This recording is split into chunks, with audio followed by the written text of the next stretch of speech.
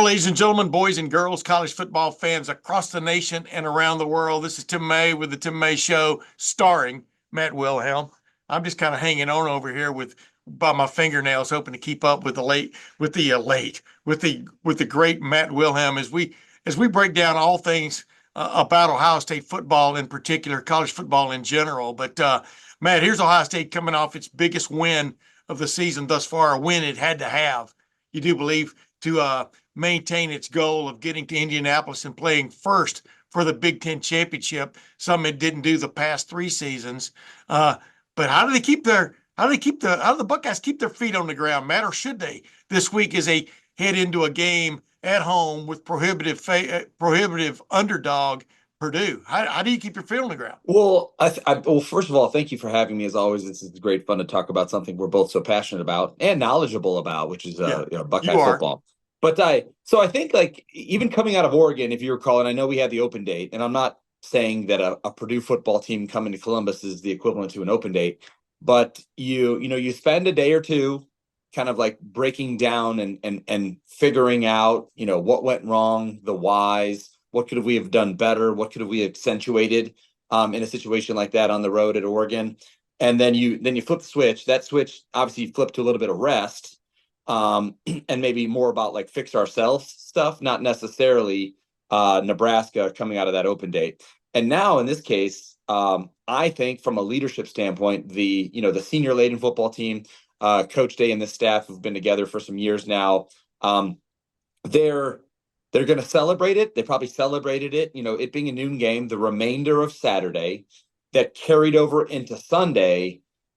But then by then, today is, players' day off where they go back to class, where they're going to go over and get some treatment. They're going to go hot tub, cold tub. They're going to probably start watching some Purdue tape. And at that point, you're not really going to be around a lot of people that are still continuing to pat you on the back about what you accomplished on Saturday. It's because, again, the coaches, the training staff, they're like, that was yesterday. Let's, turn the page. Just like a loss, you turn the page. You turn the page on a win because the season is not over. And you do have an opponent coming to Columbus. I do think for Ohio State, who early in the season against some, not so powerhouse opponents, did get off to some slow starts. So that's the one thing that catches my eye is coming off this big win, how you transition, and get back to work on Purdue, it being a noon game. So that means wake up, kick off, like you got to be ready to roll early in the day. And for this football team, as talented as we are, number 3 team in the country, against an opponent, to your point about being a 30-point plus favorite against, jump on them early. Give them no hope. Do what the nation, I would expect, or expects you to do to Purdue. And I think the gift in this case is, and again, I'm not saying Purdue is an open date by any means. It allows you to, from a coaching standpoint, to kind of strategically, if the game is in hand, get Will Howard out, get, Junkins and Henderson out, get Jeremiah, and then you get to dig. And again, kind of like what we did against Akron, against Western, maybe in the second half against Marshall, you get in some of those guys that you want to see play more real football, not just practice football. And I think that opportunity could exist, and it allows you to stay healthy through this football season because it is such a long season now. All right. I tried to stay on the straight and narrow here in the sense of I wanted us to talk about what's coming, not what just happened, right? But I will say this. You're down 10-0 on the road at Happy Valley, and those people were happy. Yes, they were. The quick pick 6 was unbelievable. And you're kind of going, boy, is this going to be Iowa 2017 or whatever all over again when JT Barrett first pass out of the gate throws a pick 6 and then it went downhill from there? Or is this going to be one of those great moments in Ohio State football history when they come from behind 10 down on the road and win the game? Well, it ended up being the latter. And like I was talking to you a second ago, how do you keep your feet on the ground? But how do you not feel really good about yourself? Take me into the locker room. Sure.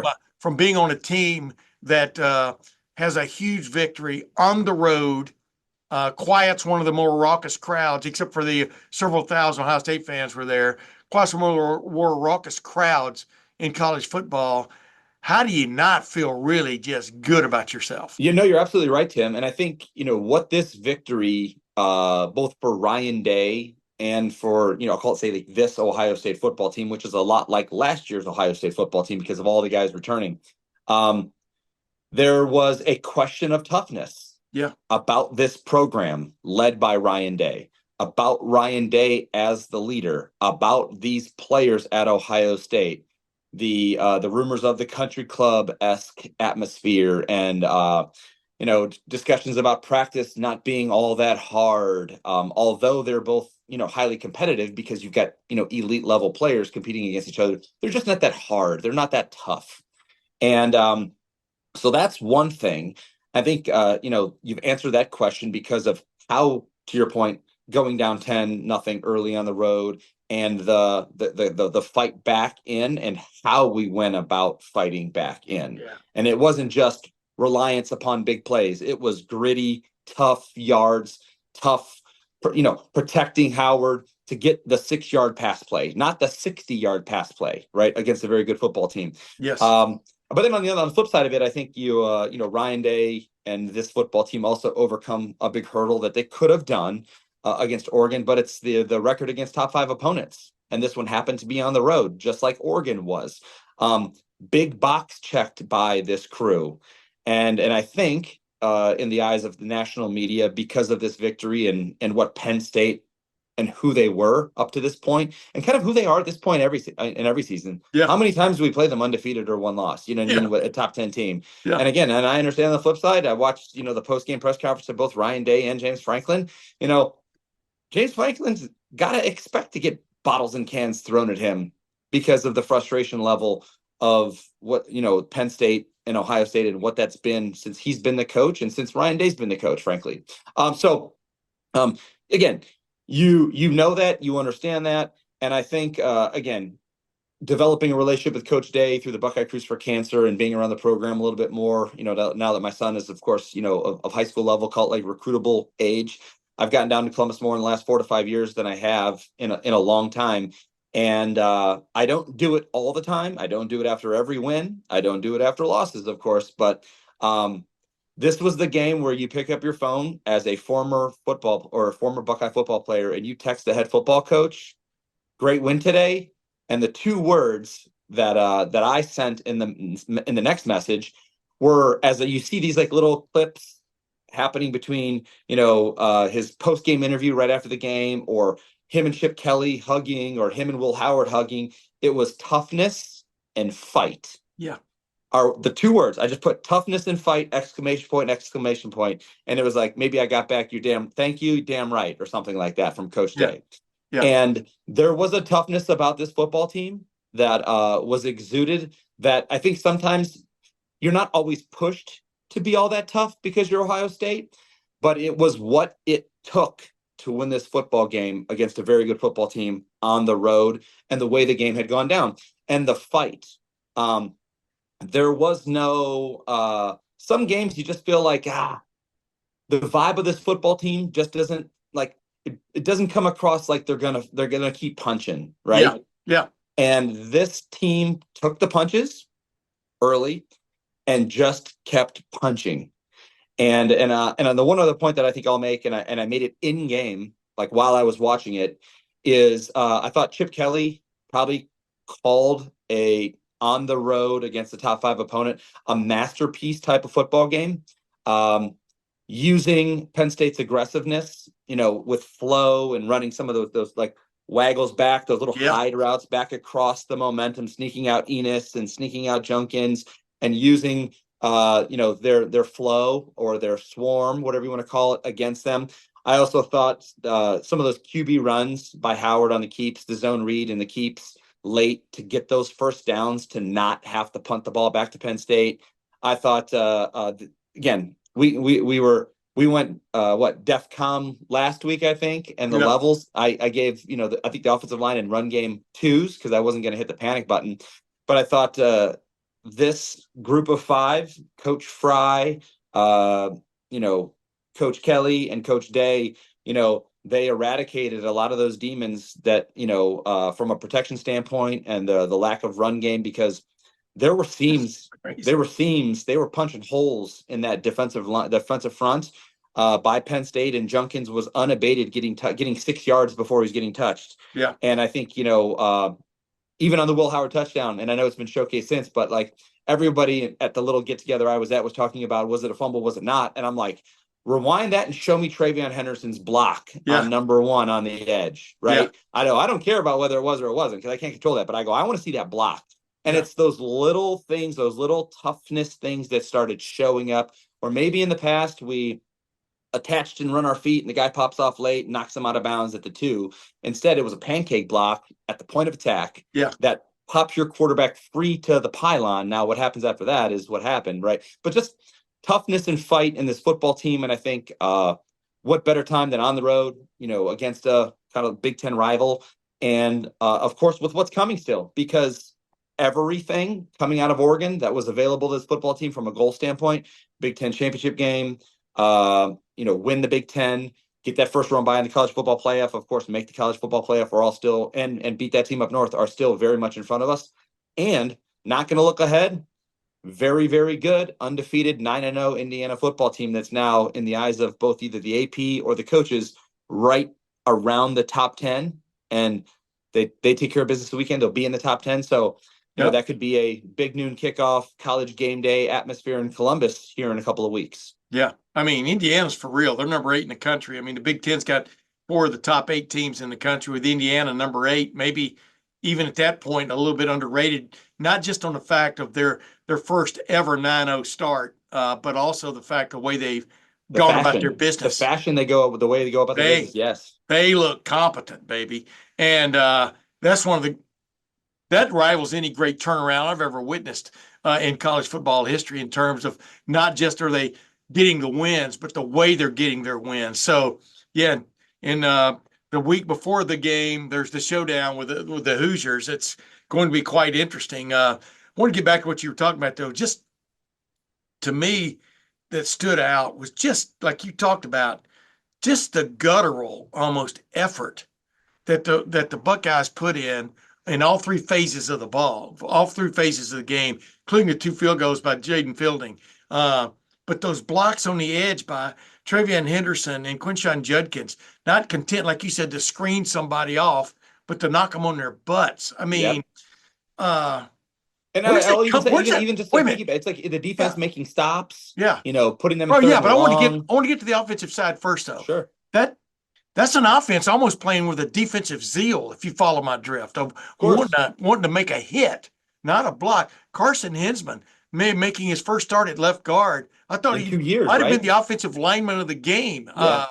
Just the way he played. Where was he in the alternatives or the options a couple of weeks ago, and why wasn't he in them? You know what I mean? I mean, that's a question I have. But just like I said, the zeal with which they played the game on Saturday, where does that come from for a football team, Matt? So I think, again, being privy to, some of the interviews during the week ahead of especially these bigger games that Ohio State seems to play, a few times a year. Yeah. I think Will Howard's comments about, being a PA kid and, not going to Penn State. And so there was an edge about him. I think for Ryan Day and for these seniors, that unfinished business aspect, the fact that they're going to leave no doubt, those things are, call them like quotes that are like floating around this program that haven't necessarily like been driven home by their performances on a couple of Saturdays. Yeah. And I think it all kind of came to fruition in this game. Wasn't easy. And I think the defense limiting Penn State the way they did kind of left no doubt. I think the offense, they're the toughness, the O-line, the execution wasn't super sexy with a bunch of big plays, which is not always is, against a very good defense, kind of left no doubt. And I think you just, you walk away from this, like you, again, not saying like it's a heavyweight fight that, you came out on top. And you look at the other team and it's like, and you look at, you have some, maybe some red marks on your face, but the other team's got the black eyes and the big gouge, you know what I mean? And frankly, here, and I'll just throw this out there. And I mean, gosh, we could probably talk about this for 10 minutes, but like the pick six is in question. I want to, and maybe I'm sure either Will Howard or Coach Kelly or Coach Day will answer this maybe as the week goes on, or maybe did after the game. But it was either Penn State knew exactly what was coming, the way that the corner kind of jumped it, based on the release by the receivers, or the way they were aligned initially, kind of like stacked, that one was going to come back under, or they rolled to a coverage, which is a thing as well. And Will Howard probably completed that ball a dozen times in practice against another Penn State look. And didn't think about it. Just knew it was going to be available, and just kind of, I don't want to say threw it blind. That's exactly what it looked like. Yeah. But just threw it with immense confidence that he expected them both to be high on the route and not one high, one low. Yeah. So that we'll take that. But again, now they get paid to make plays too, right? Yes. And then you figure you take that off the board, wipe that off the board for the sake of the conversation, and then also the Will Howard touchback. It could vary. And again, I know that fans and media folks and even the players, it could have been very well like 21-3, 28-3 on the road, 3 versus 4 matchup. Yes. And like it was an early knockout, not a heavyweight 12-round battle the way that it ended up. Standing 8 count. Yeah. Yeah, exactly. But that's what it takes, these wins in a football season. And I'm sure, you probably more than me can go back to 2002 or 2014, and it's like these pinnacle wins that personify toughness and fight and overcoming adversity. Yes. That again, you can't, because you didn't really blow them out. Your head's not overly large. You just kind of go. It's just like you checked a big, massive box. Yes. And then in some cases, it's a little bit of an FU to all your haters. Yes.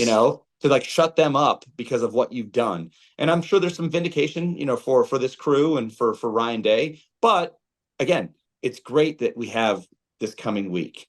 And the challenge is to come out fast, step on their throat, put the game away, and then you can actually start really paging forward and, really standing on the business you took care of in Happy Valley. Yeah. Yeah.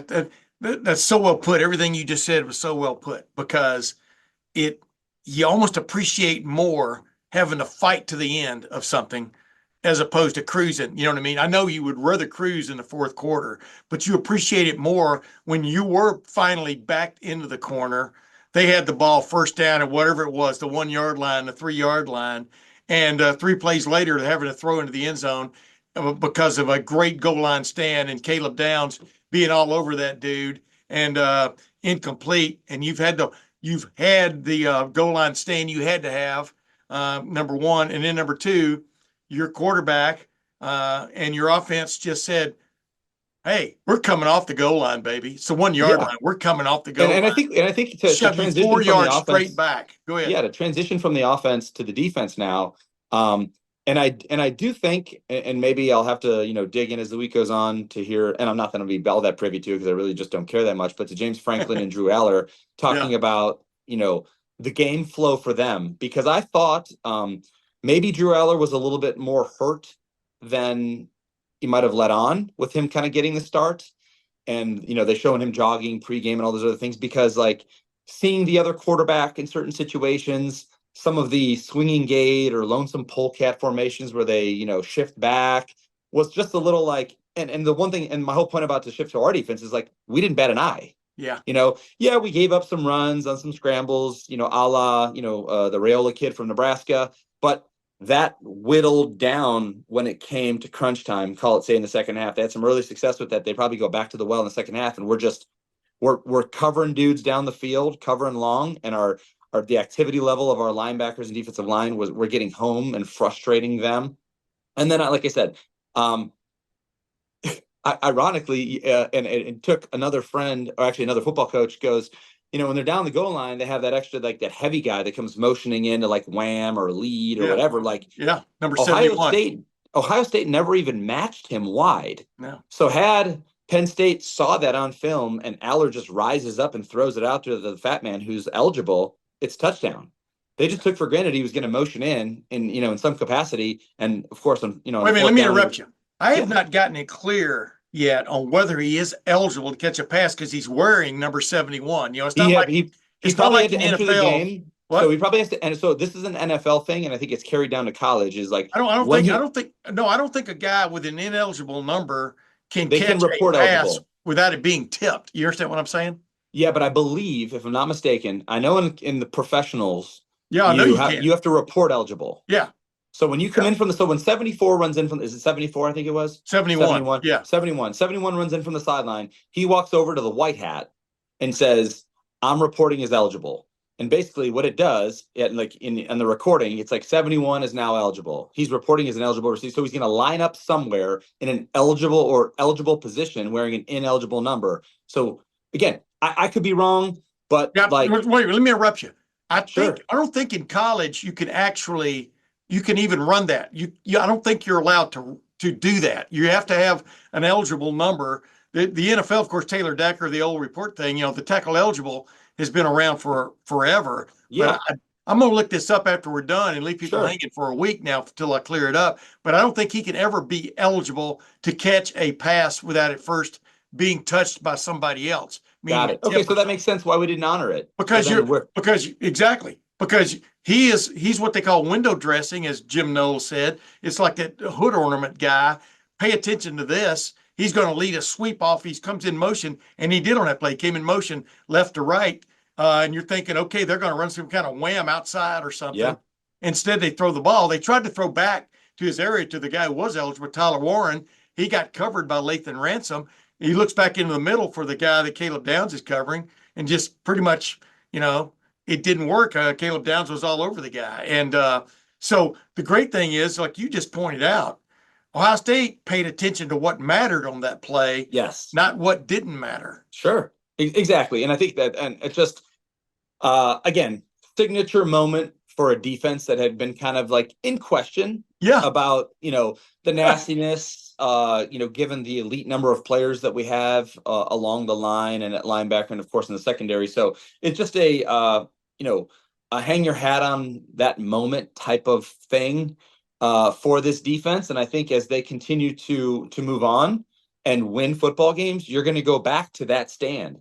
Because that's the other thing that from a game flow standpoint, like how does that game change? If Penn State gets points there at that juncture. Oh yeah. Pressure shifts right back to, Ohio State having to, again, get multiple first downs, kill the clock, and potentially, kick a game winner at that point. Yeah, exactly. I mean, there are all kinds of plays you can look at, but on the previous, before the goal line stand, Denzel Burke forcing that number 44 out of bounds. Yep. That was a huge play. I mean, just like when Josh Fryer forced the kid out of bounds against by Nebraska on that interception return. Ohio State ends up getting a goal line stand right there. Those are huge plays that, you think of in a minute, boy, well, they're going to score on the next play, and then they don't. Yeah. It's crazy. Hey, let's go back to own and name a couple guys, and you tell me, I don't know if you got to pay much attention to Carson Hens, but I'm only bringing him up because it was so vital that whoever played there, I even said on Lettermen Row, I said in our pregame predictions, I said, whoever starts and plays the game at left guard, if Ohio State wins this game, they'll be my MVP on the offense because that had to happen. They had to have somebody play competently. Carson Hinsman, who started all 12 regular season games at center last year. Yes. And I projected on radio show before the game, I thought he would be the guy because why not go with 5 guys who have started, on your offensive line, no matter where they started. Yeah. You know what I mean? They've started. And that's exactly what Ryan Day referred to after the game. Go with experience, right? In the big game, in the big moment. I thought he played extremely well. But just how key was that in a nutshell, Matt? Well, I think it was key because, and in some cases when it comes to, and again, I've never been an offensive lineman, but I know that having been around it, it's a lot of it from a college level because you have so many, not like an NFL roster, we only have like 8 guys for 5 spots, right? Here you might have 12 or 14 that could potentially, either blow a red shirt or play, some with experience, some not. But like who's practicing best? In some cases, like if you have a guy and I'm not saying that this is the case for Carson Hinsman, but it's like if he's going down and he's kicking the defense, giving the defense a great look on scout team, and he's just, of course he knows our offense, but he's spending most of his time, giving a look, and he's just nasty, he's physical, and you just go, God, like, why have we not turned over that stone and brought him over and see what he looks like at left guard, at right guard, whatever it might be, and then you kind of throw him in there, and that's what, truthfully, maybe, having that second open date, allowed us to kind of, and I think I allude to it sometimes about like tinkering with, with the lineups and with the flow and, the chess piece usage of the wide receivers, as skilled as they are. It allows, Justin Fry to, like, again, like what combination hits, because, and in some cases it's, probably not ideal, but to have, Donovan Jackson back, have 5 or 6 games under his belt after, not playing those first couple of games, settling into guard, but also having the experience to go out to tackle when need be, based on him being like a vet, right? Hinsman and his starts. And I think for Hinsman, in a first start in a long time, to be stuck between Donovan and Seth McLaughlin, those two highly qualified veteran players who were also like pillars. In some cases, they protected him maybe early until he got his sea legs, and then just started, kind of picking up where he left off as a starter last year. Yeah. By the way, in NCAA, the NCAA rule book defines eligible receivers for college football in Rule 7, Section 3, Article 3. Any players on offense wearing numbers between 50 and 79 are always ineligible. Interesting. You can wear like a 90 and be a wide tight end and stuff, but you can't wear anything.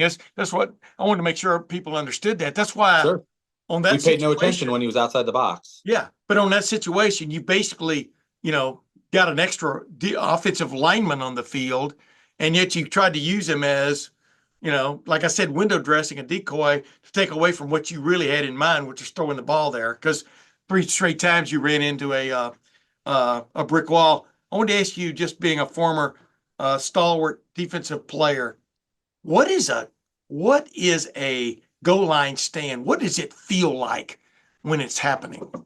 Well, I have to say, like, it's like football in a bedroom, and when I say that is because, the splits of the offensive line are usually foot to foot.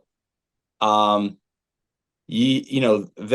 run, like, it's usually quarterback under center, not usually gun. Maybe in today's college ball, they're probably still operating out of gun. So few do, yeah. So some, yeah. And then you figure you're in some type of 5-man or 6-man down front, and you're in, like, and the inside 3, call, say, like, the 0 technique right over the center, and the 2-3 techniques who are in the B gaps, like, and we teach it at the high school level, and I'm sure in some cases it's absolutely taught down the goal. It's called like a root hog, where, like, you don't even attempt to hit the player like above their waist. You kind of just go like root hog their legs to give them so you, like, they lose their base, so they lose their ability to push, and you really want a pile.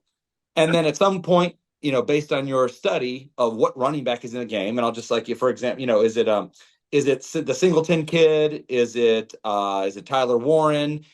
Are they jumpers? Yeah. Do they go over the top of the pile, or are they like, like diving, pushing through the pile? And so, like, Cody Simon knows if he's a jumper, when that pile gets created, he goes high, I got to meet him at the apex, and then obviously run my feet and push him backwards. So, I mean, there's a lot to go into it.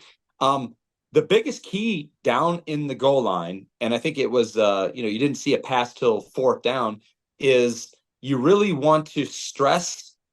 This is the way that I would do it as an offense coordinator, and what I need to be ready for as a defense is you want to stress the eye discipline of the edges. And that's why you see a lot of, like, back sneaking into the flat, or a tight end kind of like blocking 1-1000, 2-1000, and releasing, to the corner wide open, because you flash that heavy root hog run right at them. Yeah. Everybody comes diving in, and there goes the tight end in the back of the end zone all by himself. I'll call it the Tebow pop pass. Yeah. The Tebow pop pass is just predicated around a massive scrum. Aggressiveness. He's run quarterback power or quarterback dive a bazillion times and scored a touchdown, and then he stops and pops it to Aaron Hernandez or whomever the tight end happens to be. So it's tough. And I think in some cases, if James Franklin and their offense coordinator there in Penn State, I would imagine they thought they could play bully ball, again, based on their study of Ohio State, or the scheme that we run down on the goal line, and that they can just turn around and run it in for a yard. Oh, well, you can't. Okay, well, you know what? We're going to try it again. And you didn't. And then it's like a little bit of like, well, they can't stop us 3 times. And then you're forced. And then at that point, it's likely from a defensive mindset not going to be a fourth run.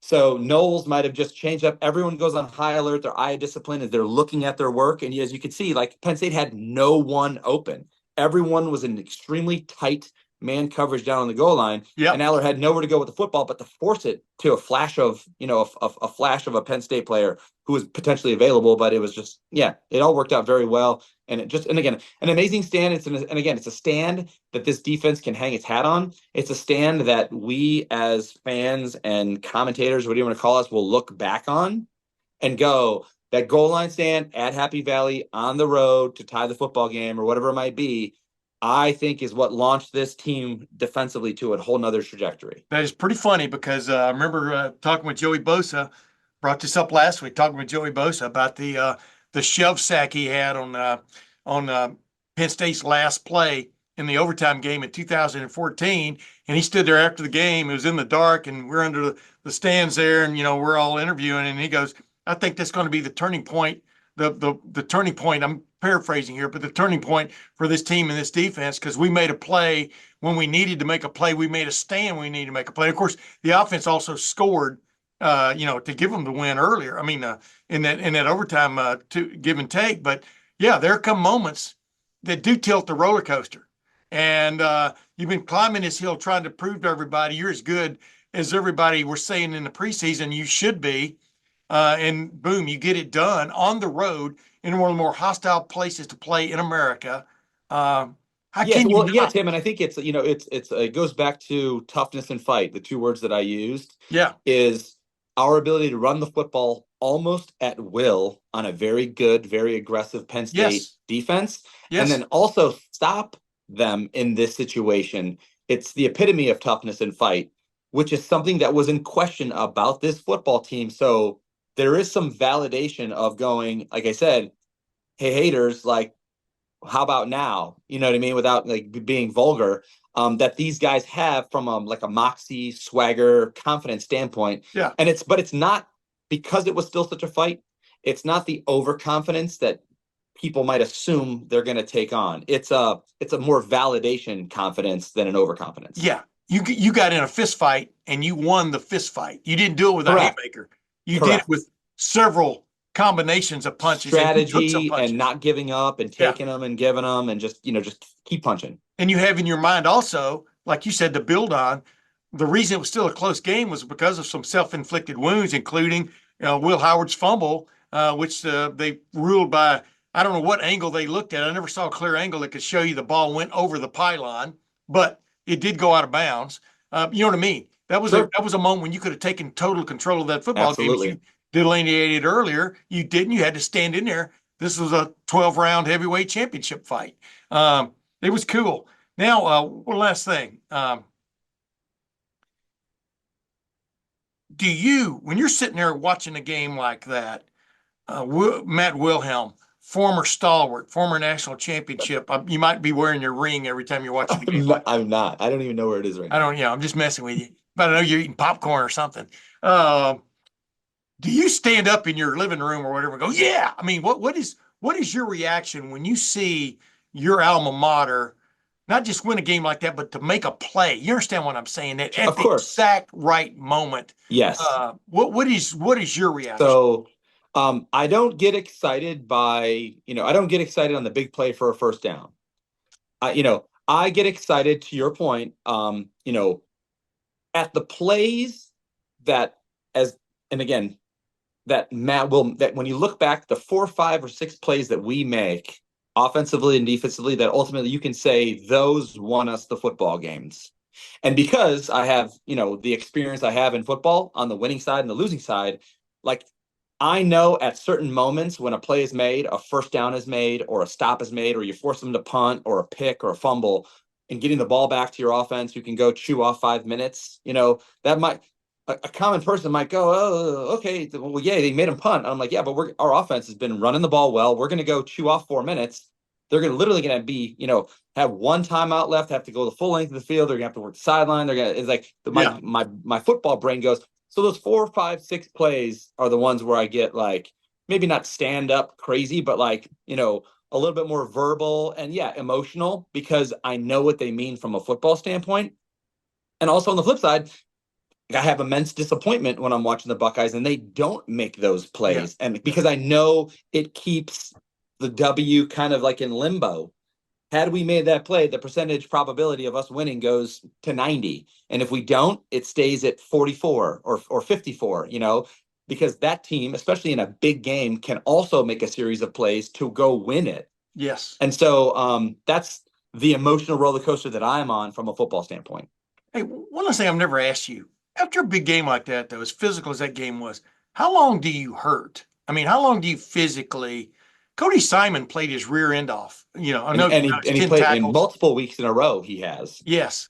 How long do you physically hurt? I mean, I know that you guys are all tough, and sure. As I once wrote a story when I remember quoting Brian Hartline when he was a story. You guys, football players, most of them are the guys that went off just went running off the high board when they were at the the neighborhood pool, back when they were like 4 or 5 years old, because they didn't give a damn, Right.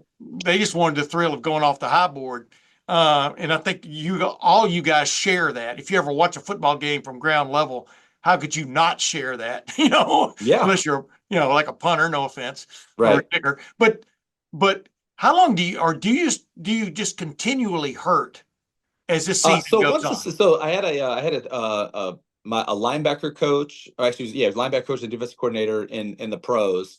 He just said, you work all off season to build your body up to get ready for football. And what he actually used to do, he said his mom used to do it for him until he got married. Then he had his wife do it. And he goes, when he's all swelled up and jacked with a 6-pack and all these big muscles, he goes, I take a picture day 1 of training camp to see my body before the football season.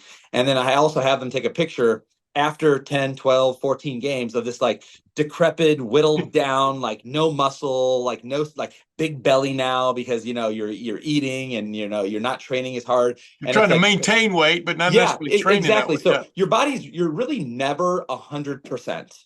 But in today's world, and this is where I think, what's great about for Ohio State is, it's Ryan Day spent a lot of time with these guys, the starters, and he's consistently learning about the newer players that are contributing to, to our victories. So Coach Day in his weekly plan isn't always exactly the same. Like if the team's beat up, you'll trim a few periods off practice and it'll be an hour and 40 minutes instead of 2 hours and 10, right? Because you just have that vibe of, this team just, I can't push them today. Tomorrow I'll crank it back up and I'll get the best out of them. But they need the time off. They need the sleep. They need the recovery. And I also believe that today's day and age, the tools available, hot tub, cold tub, Normatec boots, float tanks, and all these, therapies that are out there. And in some cases, players don't have to leave the facility because they're all right there. So the medical staff, the training staff, the coaching staff, collaboratively, meeting in some cases without the players to go, hey, this is where we're at. They go over who's injured, who's not. Is it a nick? Is it, are you injured or are you hurt? Those types of things that we've, heard through movies. You evaluate those collectively as a team. You orchestrate a plan. In some cases, and it's even happening at our levels, like when your first day back to work, which for us is today at the high school level, for Ohio State, it'll be tomorrow. You might even have some starters practice 50, that only do 50% of the drills, or not. They'll do all the drills, but they do 50% of the reps in practice, but they're going to get those mental reps to get their body back for the next day, for Wednesday. Right. And I know that in some cases, Joe Thomas for the Cleveland Browns, towards the end of his career, because he just didn't need, and I know it's professional, not college, but he didn't need the reps in practice because he was Joe freaking Thomas, right? Like he wouldn't practice till Friday. So like he'd get Wednesday and Thursday, he'd be out there in his uniform, watching, making his calls, taking all those mental reps, coaching the guy who's taking the reps in front of him, his backup essentially. But he just needed to get his body back for Friday to go get some physical reps to be able to go be at his best on Sunday. And it's just what it was. Yeah. And so that's something that changes by the team, but it's very collaborative between players, coaches, trainers, and doctors. Yeah, I was going to say, remember Archie Griffin back in the 74 and 75, he rarely practiced during the week. I mean, yeah. And dude, and well, I know you're a young man. A running back, it's crazy. Yeah. Back there, they ran the tailback 28, 35 times a game. That was crazy on parking lots with green fuzz on them called Astro. Yeah. I mean, give me a break. I was just phasing out when I was becoming a high school and early college player. Even the Woody. Remember the Woody's turf was, that low turf? Oh, yeah. On that one field they played field hockey on too and stuff. Yeah. Wow. They paid paradise and put up a football field. My last question, we get out of here. So summing up, what do you like about this football team, just in a nutshell right now? That there are two major challenges on the road have now been faced. They're 1-1. They lost one by 1 point. And those are two of the toughest places to play in the world on the road. The atmospheres at Autzen Stadium in Oregon and, of course, Beaver Stadium in Penn State. But they're 1-1 in that. Their biggest game is coming up, interestingly, and who knew it was going to be against Indiana, but it's going to be at home. We'll talk about that in a couple of weeks. But talk about a schedule quirk that actually goes in their favor now. Yeah. That's crazy when you think about it. What's going to be on the line that day if both teams take care of their knitting. But I guess what I'm saying, I'm stammering because where are you with this football team now? Are you about where you thought you would be when the season started, that this is a pretty damn good football team? You understand what I'm saying? Yeah, of course. I think I might be slightly behind of where I thought they would be by this point. And maybe that's the fan coming out in me because of how talented they are. Yeah. That I thought they would roll a little bit easier in some cases. Yeah. But I'm also not afraid of having the adversity come our way and us overcome that, with the way that the Nebraska game, the game flow for that was, and this type of win. And the one word that I'll say, and I know this goes back to, this is an Urban Meyer word, that I think this football team has developed coming out of this win, and even, taking the 1 point loss at Oregon and also, winning the fashion that we did against Penn State in Happy Valley is, and there's an edge. There's an edge about this football team. And there's something to be said. And again, it's a life lesson too, is how far can you push yourself to that edge, of a specific goal without going crazy over the edge, or pushing yourself to that edge to get the best out of it, to make, to win that fight, and just not, fall backwards, or lose that edge. And so I think, the way that the season has kind of gone on, with, the early cupcakes, Michigan State and Iowa, the way that those went down, the Oregon game, the 1 point loss, Nebraska come into town after they got shellacked, at IU, give us a run for our money at home, kind of has everybody stammering like, whoa, what about this football team? And then you go play an undefeated, Penn State football team who everybody believes, can give Oregon a run for their money. This is the year. Yeah. And we, we knocked them off in the fashion that we do. The game could have been a blowout in some ways, had we taken care of some business. And so there's an edge. I think there's an edge for Coach Day, for this staff. I think for Coach Fry and that offensive line, that boost of confidence that this is the lineup. This is the lineup that we're going to roll with, Yeah. And I think from a player standpoint, these are still, in some cases, teenagers and, young, early 20s who are extremely emotional. And so there's again, I think, an edge and validation that has come about this football team because of what they accomplished last Saturday. All right, we'll see if it hangs on, man. I mean, boy, this has been the wackiest football season nationally, much less locally, just when you think you know what's going to happen in a game, UCLA beats Nebraska. I mean, seven ranked opponents lost, in the top 25. And so there is, and I know that it's not like survive and move on the way that, the BCS and or the top four college football playoff represented. It was like, a late loss was like suicide for your, national championship hopes. But in some cases, now it's more like a wound. yeah. And who knows, because it is also year one of this 12 team playoff, we don't know anything about the vibe or the characteristics or personality of the committee and what they're going to value and what they're not. Correct. Early loss, late loss, 2 loss, 3 loss, but blows people out, but blows out a top team late and is playing their best. Do you keep them out? Yeah.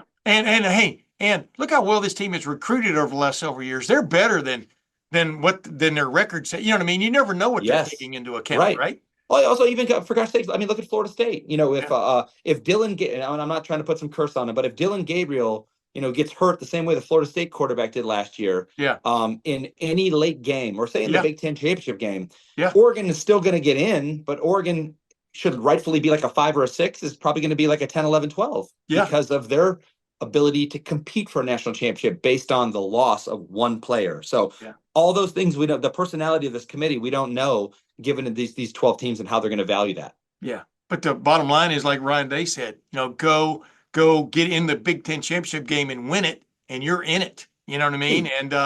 And you're in it with a bye. And only guys who have followed and played in the National Football League or coached in the National Football League, which Chip Kelly and Ryan Day both have done, understand what that after the dogfight of a 12 or 14 game season, what sitting at home and watching these other teams play each other, and you rest and watch and study and learn about what your next opponent's going to do. And they have to, because they're win or go home too. So there's no page in their playbook that's going to be left for next week because they need it to move on. And when we can sit back and watch that and not be in a situation to have to show everything and win at all costs to move on, is such a value. Ladies and gentlemen, is that going to happen?